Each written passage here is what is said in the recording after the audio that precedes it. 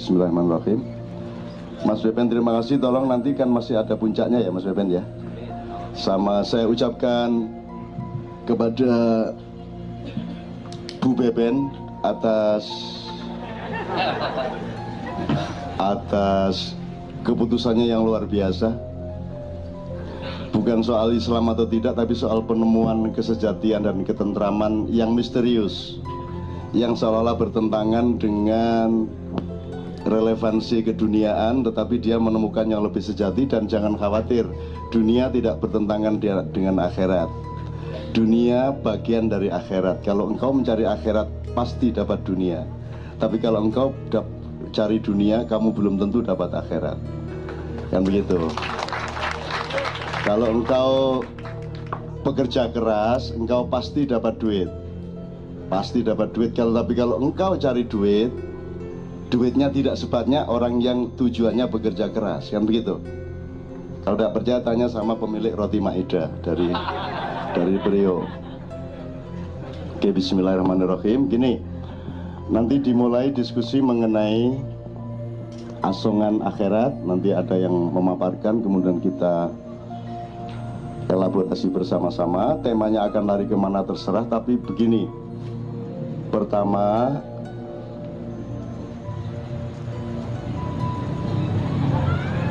hati-hati kalau berpikir ya.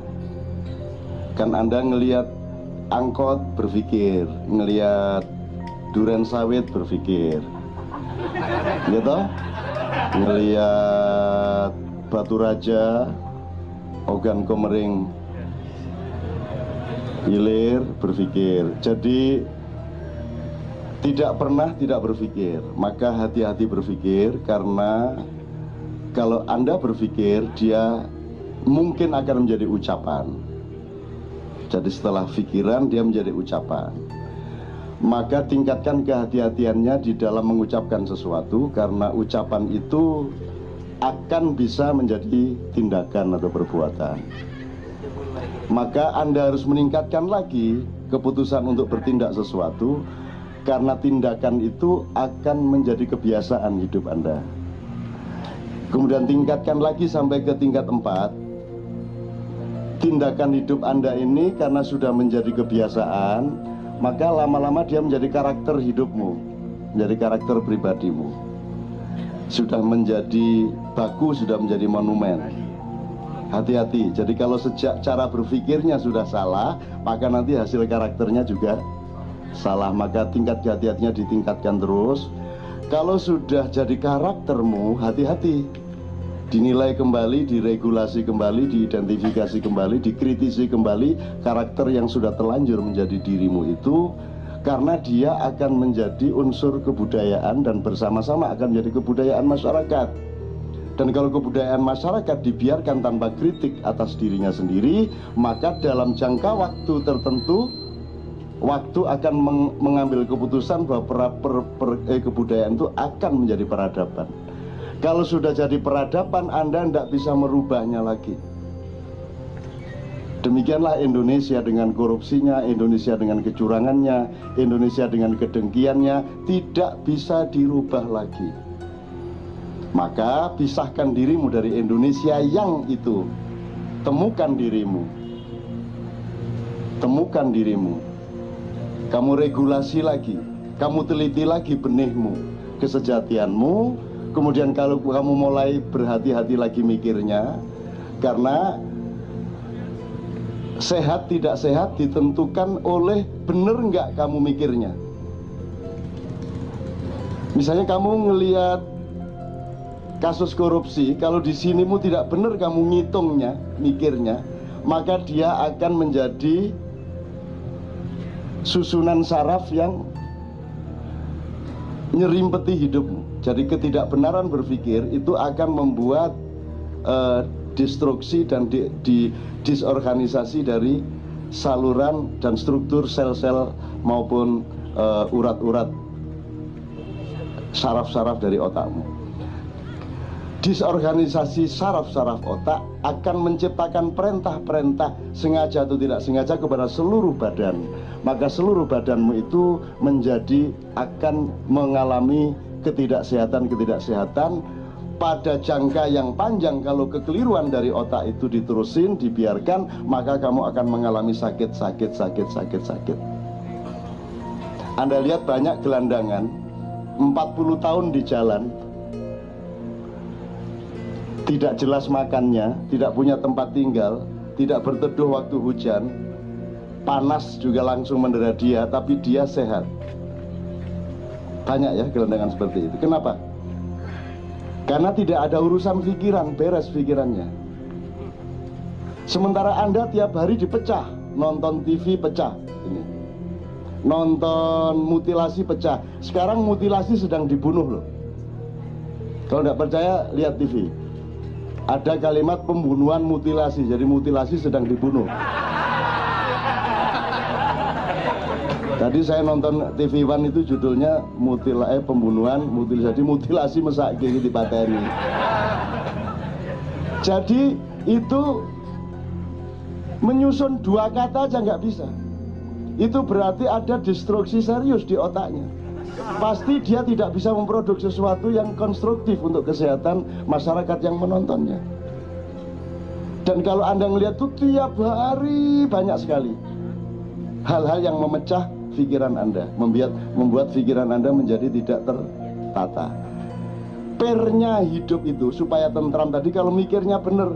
Jadi beliau tadi dapat keputusan hijab itu, pikirannya benar dia, tapi dia belum paham.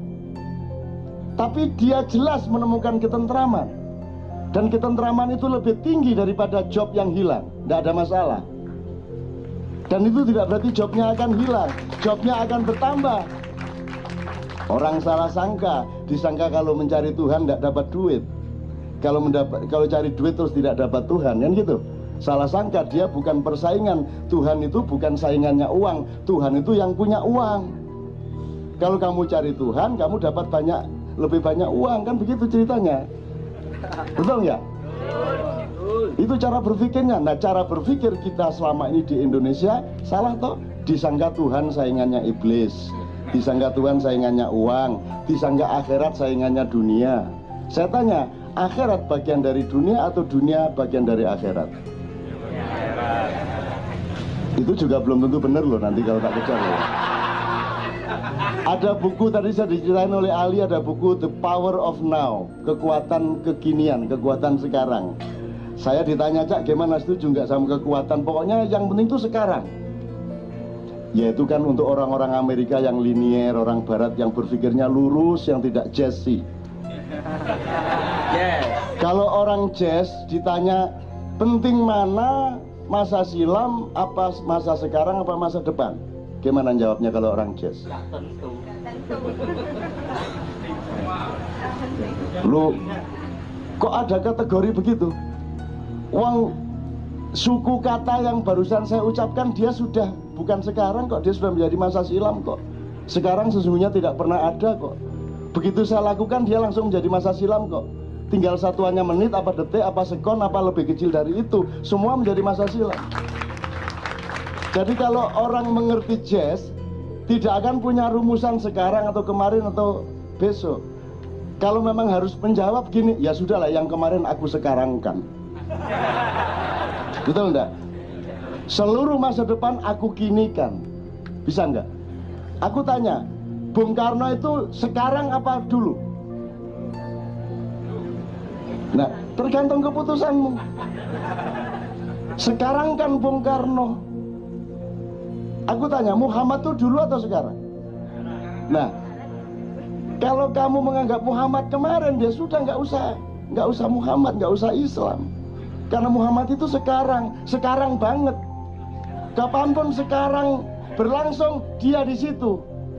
Kapanpun sekarang itu, apakah sekarang itu besok atau tadi atau kemarin, dia tetap di situ, kan gitu. Jadi itu tergantung cara berpikir Anda. Jadi Anda tinggal pilih. Kalau mau tentrem, pikirannya ramping, ya, jangan peduli sama macam-macam urusan negara. Pokoknya ngurusin itu doang. Yang paling selamat adalah orang yang kita sebut gila. Dia sudah jelas urutannya gini, udah beres, tidak ada masalah, sehat walafiat badannya. Tapi kalau Anda kan tiap hari, lu gini belok, gini nekuk, gini jongkir, nggak karu-karuan pikirannya, maka muncul stres, muncul pusing kepala, muncul perut sakit, muncul stroke, muncul daya tahan tubuh berkurang, karena perintah dari sini tidak utuh. Jadi pernya hidup adalah berpikir yang benar. Anda harus benar mikir apa saja, bahwa tidak bisa melaksanakan tidak masalah, tapi sudah benar di sini. Anda tidak bisa menjatuhkan presiden tidak masalah, tapi Anda tahu presiden salah atau benar secara tepat di dalam otak Anda, gitu loh. Gitu ya. Kalau di situ saja tidak tepat,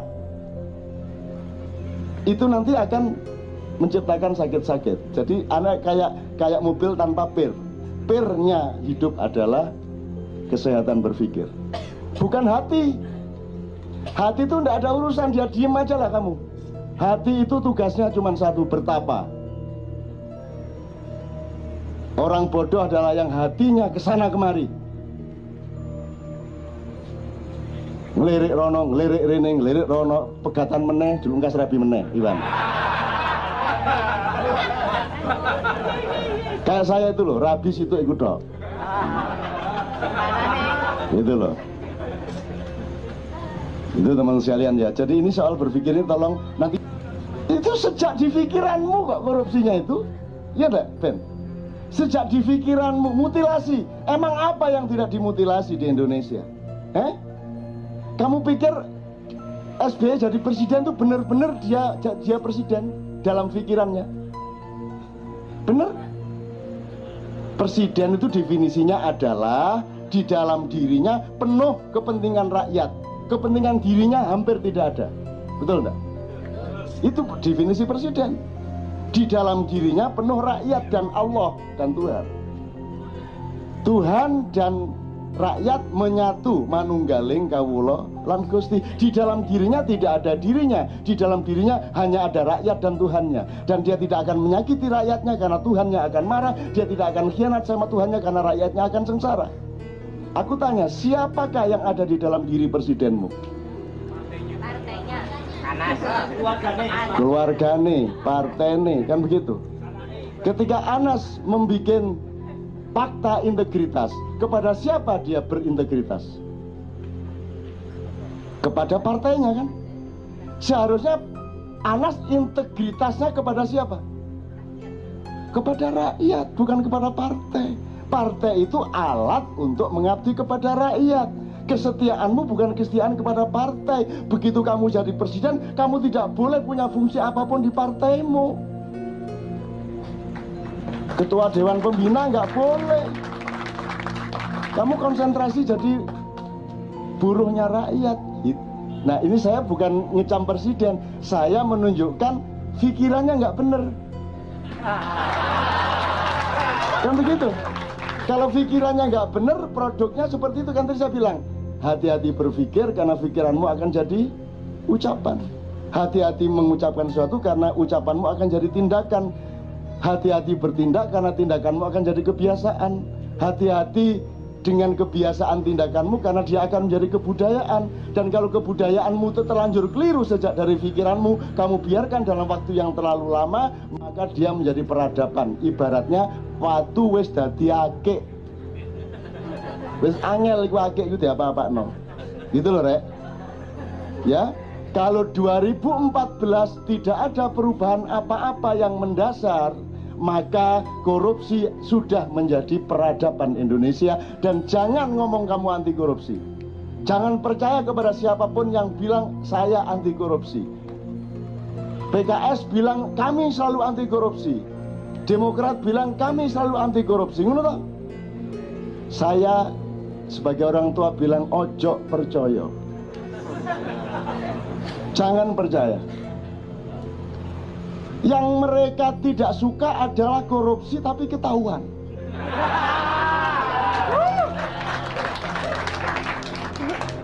Dan mereka sedang membangun strategi bagaimana lebih canggih, lebih halus, lebih siluman agar supaya tidak mudah ketahuan. Jadi jangan percaya kalau ada anti korupsi. Ngaku saja semua seneng korupsi. Ngaku aja, seluruh Indonesia. kecuali saya. Ngono ae aku wis. Iki ngarepe Gusti Allah niki. Terus Gusti Allah ngenyek, dapurmu sing kok colong apa nun? Emang lu nggak menjabat apa-apa, lu mau korupsi apa? Gitu. Tapi kan keberanian aku untuk tidak berada di tempat yang aku bisa korupsi kan lumayan. Kan semua orang kan pada ingin bertempat di situ. Kan aku tidak punya. Aku tidak mau di situ. Dari dulu aku yang ngene iki. 30 tahun yang lalu yang ngene iki celanane, yang ngene iki sandale.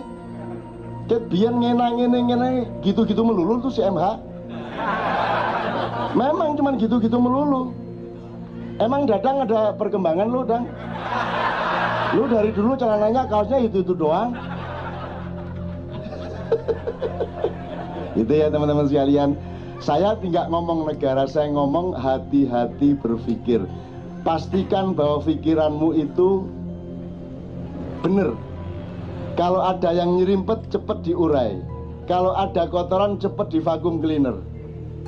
Ya, cepat. Sebab itu yang menentukan kesehatan Anda. Kenapa orang jazz sehat? Karena dia tidak terikat oleh kekakuan-kekakuan. Kenapa suami istri jazz pergaulannya kayak gitu tadi? Karena mereka bukan hanya pemain jazz, mereka hidup jazz. Cara bersuami istrinya jazz, nggak tahu bentuknya dirancang, saya nggak tahu. Mesti sangat jazz. Pencolotan mumbul-mumbul.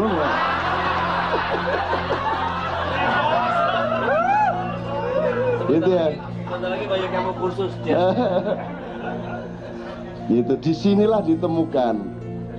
Ingat ya Ben, waktu itu pertanyaan Quran itu urut-urutannya bagaimana? Quran kok ditanya mana tepi, mana tengah, mana kanan, mana kiri. Wong itu jazz kok. Lu ambil mana aja bisa ya toh Ben. Lu ambil mana aja bisa. Itulah kehidupan, itulah kemerdekaan. Jangan mau ditipu siapapun yang menghadirkan Tuhan kepadamu, yang menghalang-halangi hubunganmu dengan Allah.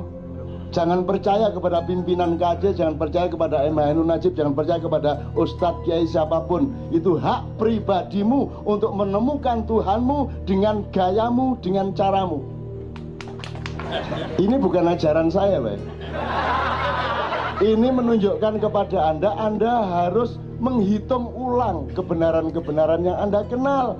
Kadang-kadang yang Anda kenali sebagai agama itu tafsir agama. Norma yang ditafsirkan bukan agama. Agamanya itu ketela. Yang Anda kenal itu adalah gedok. Gedok bukan tela. Yang Anda kenal itu mebel, meja, kursi, bukan pohon. Kamu harus temukan pohonnya supaya kamu bisa paham bahwa pohon itu bisa menjadi kursi, bisa menjadi meja. Enggak, sekarang ustadz-ustadz datang memperkenalkan gedok sebagai ketela, memperkenalkan kursi sebagai pohon. Jadi Allah didegradasikan, Allah direduksi, Allah dimutilasi. Maka terjadilah pembunuhan terhadap mutilasi di Vivan. Saya kira besok pagi masih ada itu pembunuhan mutilasi. Terus nek lu terus takon mutilasi ku arek endi ya?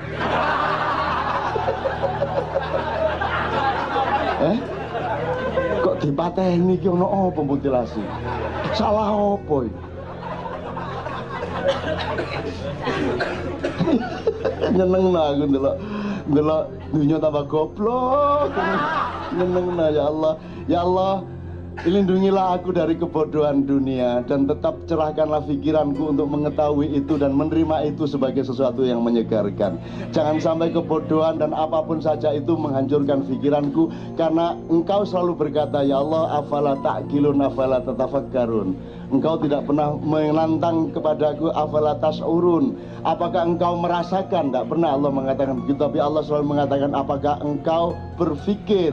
Apakah engkau menggunakan akalmu? Kan begitu. Jadi tolong teman-teman sekalian, mulai sekarang betul-betul dimengerti fungsi ini, yang fungsi. Jadi ada bedanya otak sama pikiran sama akal. Nanti kapan-kapan dipelajari ya.